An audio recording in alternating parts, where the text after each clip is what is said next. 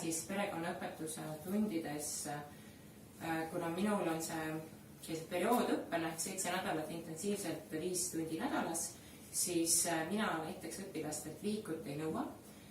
Olen teatud töö lahendanud sellistes kodugruppides, mille eest siis ma ka lõpus koondhinde panen ja nad seda tööd tagasi sidestavad siis iga grupp oma siis sellises failis, Drive'i failis, kus pannakse oma tööd ülesse, kus räägitakse oma grupitöö tegemistest, kuidas see õnnestus, oma teema kohta tagasiside ja samas tagasi sidestatakse siis ka teiste gruppide töid. Olen siis nagu Maretiga õpik või see tööraamat siis on üles ehitatud sellele, et väga paljuski sellist hästi palju kaasata neid õpilasi, et minule ka meeldib, et õpilased loovad ise justkui teooriat ja mina siis nagu juhendan neid kuidagi sinnapoole, et ma ei esita selliseid teoreetilisi tunde, kuigi palju. Nüüd lapsevanemaks olemise tund. Et lapsevanemaks olemine on ju üks roll. Et see on üks roll, mis inimesele siis ühel hetkel omaks saab, aga lisaks sellele on ju olemas inimesed väga palju teisi rolle, millega ta siis nüüd tuleb hakata tegelema. Minu esimene ülesanne oleks teile, mille ma praegu paluksin pisike paber ja kirjutada ühe lausega. Mida tähendab olla lapsevanem? Üks mõte. Mida tähendab olla lapsevanem?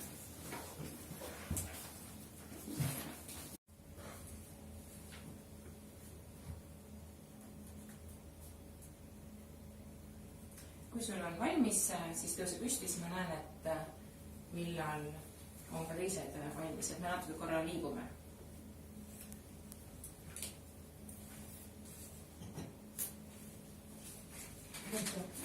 Ja paber kaasa ja pastekas ka.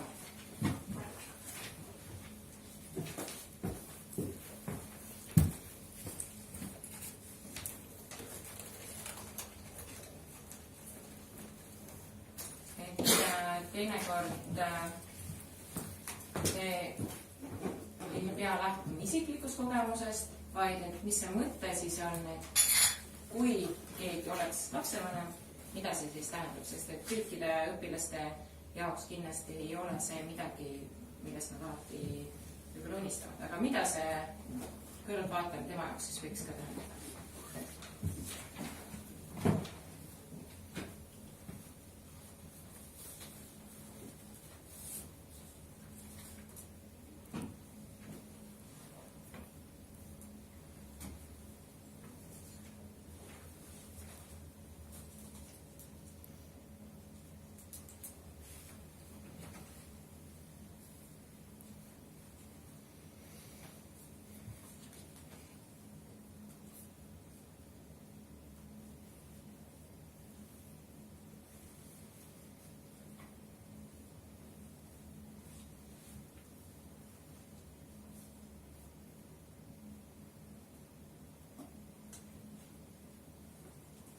Nii, proovime lõpetada.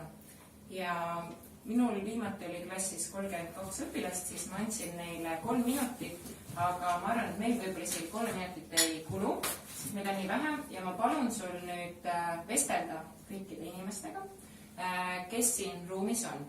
Ja öelda siis välja see lause, mida siis sina arvad, mida tähendab siis olla lapsevanem. Ja kui juhtub olema nüüd keegi, kelle mõte on sarnane sinu mõttega, sama tähenduslik, siis paned endale ühe plussi kirja. Eks vaatad, kellega sinu mõtted kattuvad. Ole hea, sul on selleks nüüd hetk aega, et omavahel natukene nii, rääkida.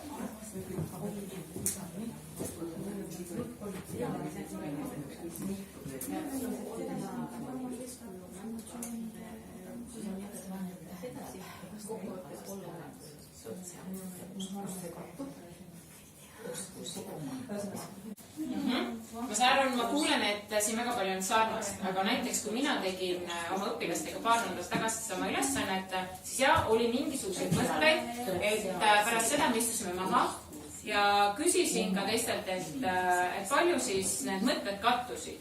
Ja kõige rohkem oli siis ühel inimesel, kes siis leidis klassist 14 inimest, kes jagasid temaga sarnaseid mõtteid, aga oli ka õpilasi, kes ei leidnud sarnase sellise mõttega, et mida see siis tähendab lapsevanemaks olemine. Eks me vaatasimegi läbi, et kõigepealt vaatasime, et palju neid oli, et 15, 16, 10, 8, et milline see nagu statistika või kui sarnased või erinevad me oleme siin, kes mõtleme ja millest see nagu siis võiks tuleneda. Ja panin ka õpilased tegelikult mul vastuste aega siis kirja, väga lühidalt osad on siit kokku kirjutatud, et mida nemad siis nägid sellena, mida tähendab siis lapsevanemaks olemine. Ja seejuures ma esitasin endale ka küsimuse, et mis oli üllatav? Kas teie kuulsite midagi, mis oli üllatavat? Mida tähendab lapsevanemaks olemine? Ei olnud praegu, aga mis oli aimatav? Armastuse uurimine. Mis veel? See oli veel sellist... Vastutus, jah. Et olla lapsevanem tähendab siis vastutus. Kui nüüd see osa võttis tegelikult klassist meil palju rohkem diskussiooni, sest seal oli selliseid huvitavaid, veel ma täpselt neid enam ei mäleta, milline see kõige sellise nagu erilisem oli, aga meil oli 2-3 tükki, mida siis õpilased tõid välja. Hirm ja mure kõlab päris. Jah, just. Et see oli ühe tüdruku kirjutatud. Et see käis nendega kaasas siis. Siis järgmine osa, milleni me siis jõudsime, et meil on mingisugune ettekujutus, mida tähendab siis olla vanem, me oleme kuulnud, me võib-olla kogeme seda, sest me oleme ise lapsed kellegile ja et mida see siis vanemlus kui selline tähendab, et vanemlust vaadatakse siis läbi sellise 4 aspekti, mis on siis bioloogiline, sotsiaalne, juriidiline, psühholoogiline. Seejärel said õpilased ülesandeks rühmades uurida välja, mida need tähendused siis mida need sõnad siis tähendavad ja juurde kirjutada sinna siis ka näited, ehk see ülesanne siis tuleb siis otse Mareti raamatust, ehk siis mida see siis tähendab ja millistel hetkedel siis need märksõnad muutuvad oluliseks mingites mingites elulistes olukordades. Et teil ma võib-olla laseks niiviisi, et korra paari võtta hästi kiiresti ja mõelda välja, et kui te näete, et te olete kursis, mis need tähendavad, ja mõelda välja, et te ei pea neid defineerima, aga mõelda välja mingisugune eluline juhtum, mis siis on seotud kas selle bioloogilise lapsevanemaks olemise aspektiga, sotsiaalse, juriidilise või siis psühholoogilise aspektiga. Et mõelda välja, et teeme see, ma arvan praegu lihtsalt, kes siin vähestikul, et teema otsustate paari, teie ja kas kolmandaks või mõelda et mõelda välja, valike üks mingi juhtum, mille te siit välja valite ja seejärel, mida me edasi teeme, on see, et selle juhtumi kirjeldate ja nüüd teised grupid peavad ära arvama, millise siis selle vanemluse aspektiga see siis seotud on. Teie mõtlete välja juhtumi lühikese ja seejärel vaatame, kas teised teie sellest kirjeldusest aru saavad siis.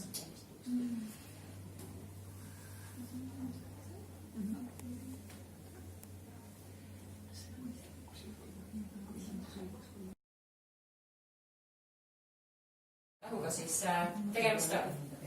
Ole hea.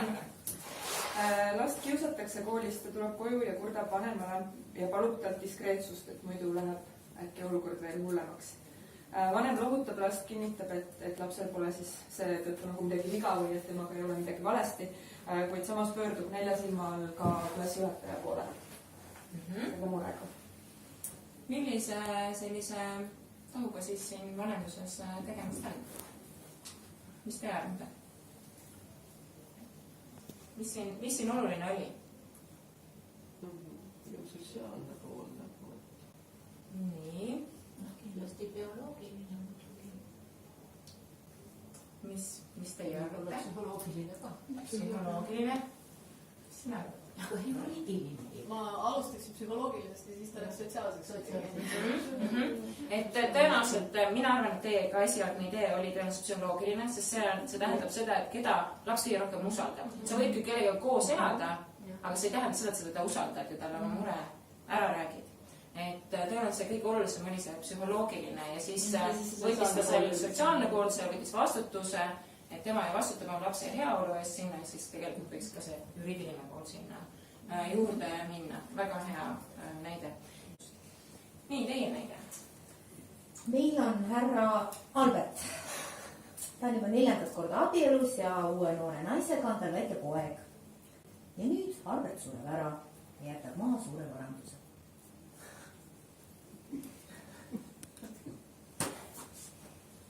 Mis aspekte me nüüd siin oluliseks võivad minna? Mis siin võiks olla oluline? Juriidiline, jah. Kõigepealt. Jagamine algab sellest juriidikast kõigepealt, kui ei ole siis tehtud vastavaid soove ja korraldusi enne. Bioloogiline. Jah. Mis teie mõtled?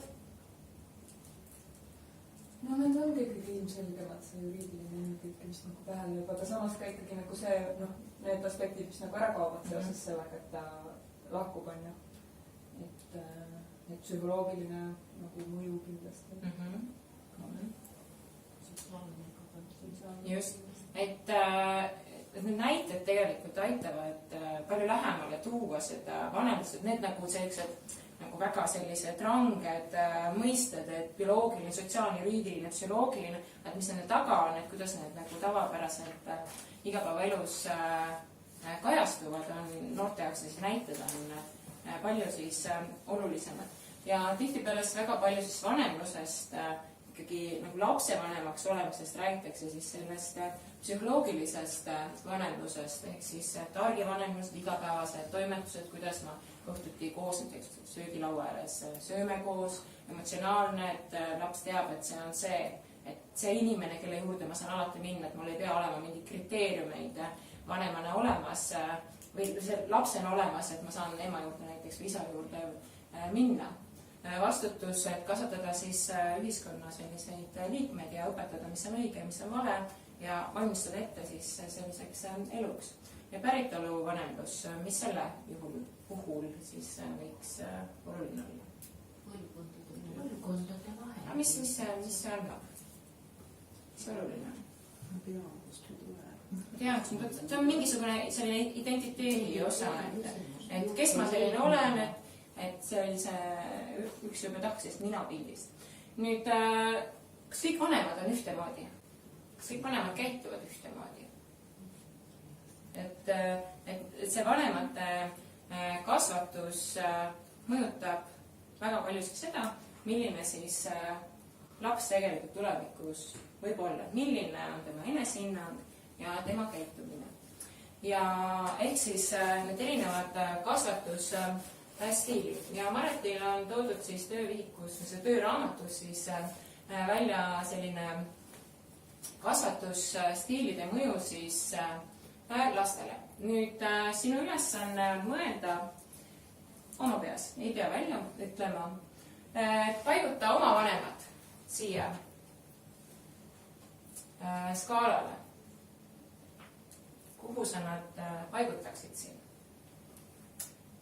Teed seda oma mõttes, seda ei pea välja ütlema.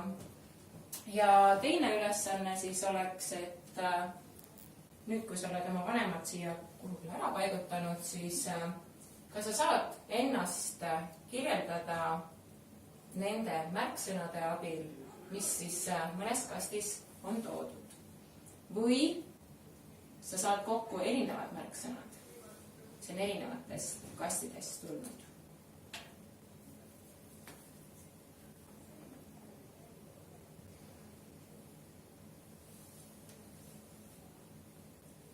Kas sa oled kuhugile paigutanud oma vanemad? Siis nüüd ole hea, anna märku, et käega, et kes sai ennast niiviisi sellele skaalale ära märkida, et on kindel kast, üks kast, mis käiks tema kui lapse kohta. Ühe käega märku. Ei ole kes sai 2 kasti ennast paigutada?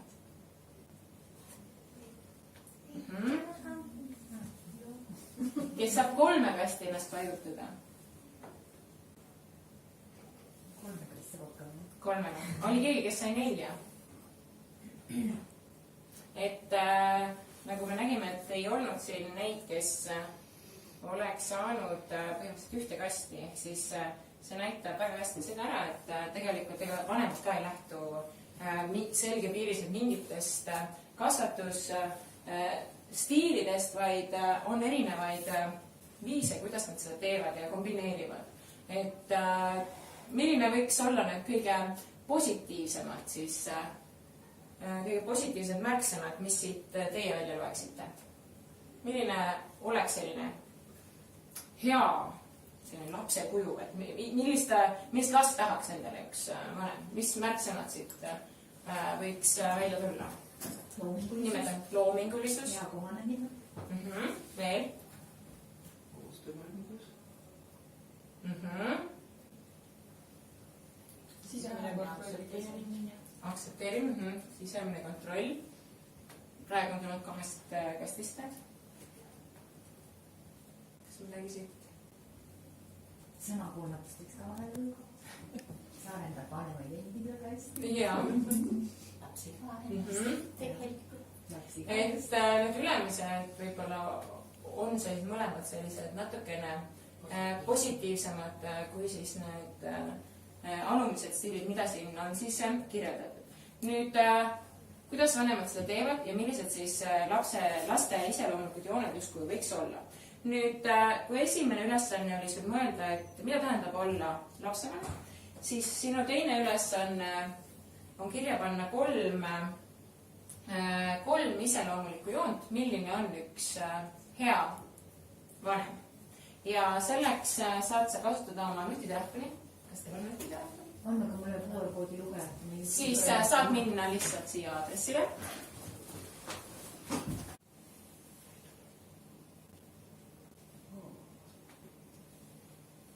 Nii. Kellel on veel 3 märksõna kirja panemata?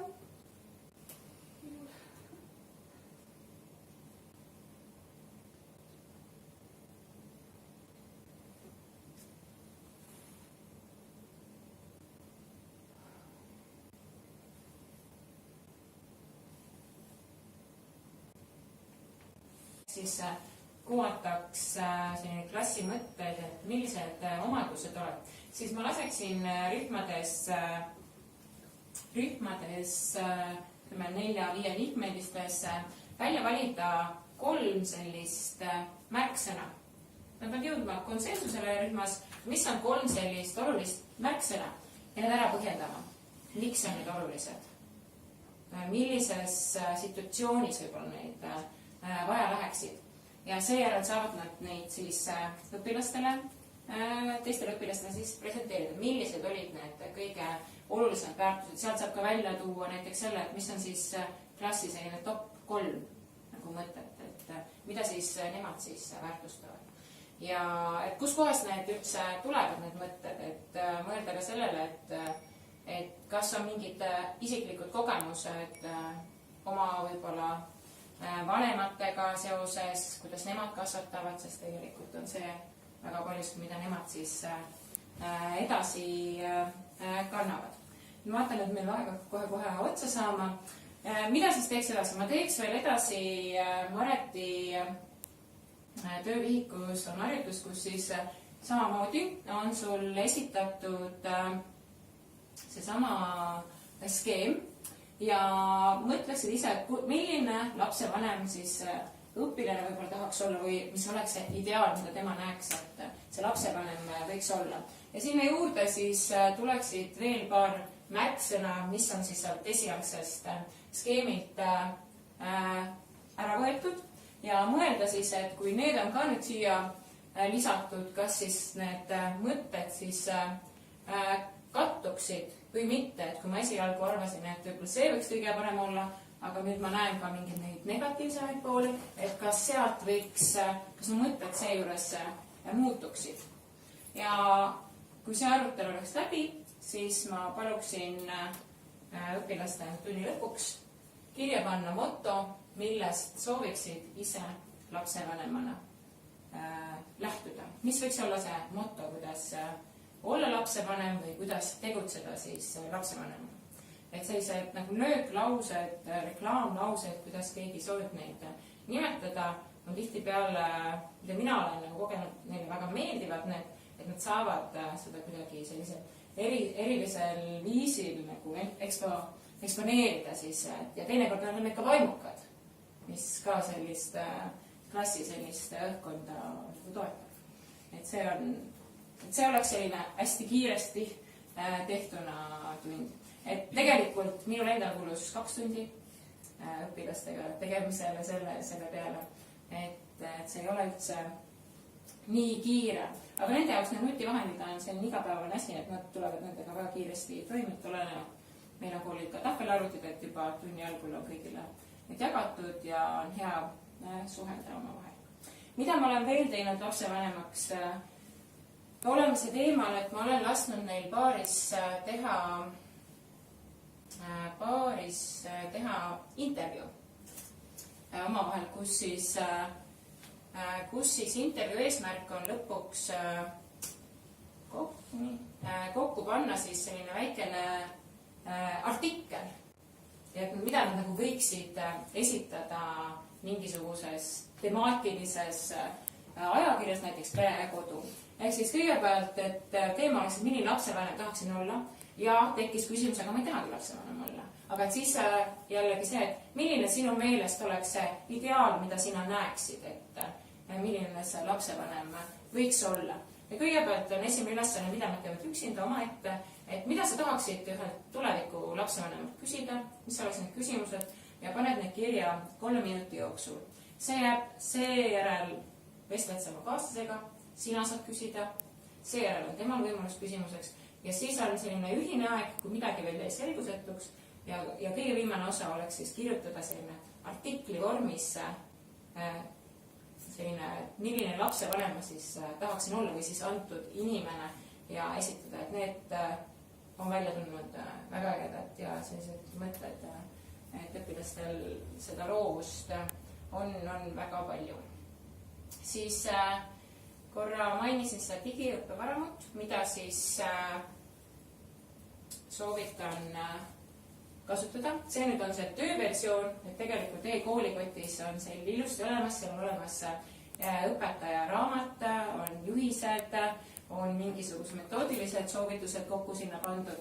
Aga siin puhul siis, miks on see nagu hea materjal, et siin ei ole lihtsalt pandud kokku mingisuguseid ülesanded, vaid need ülesanded lähtuvad siis õppekavast, ehk siis iga teema alla on mingisugune ports ülesandeid siis koostatud.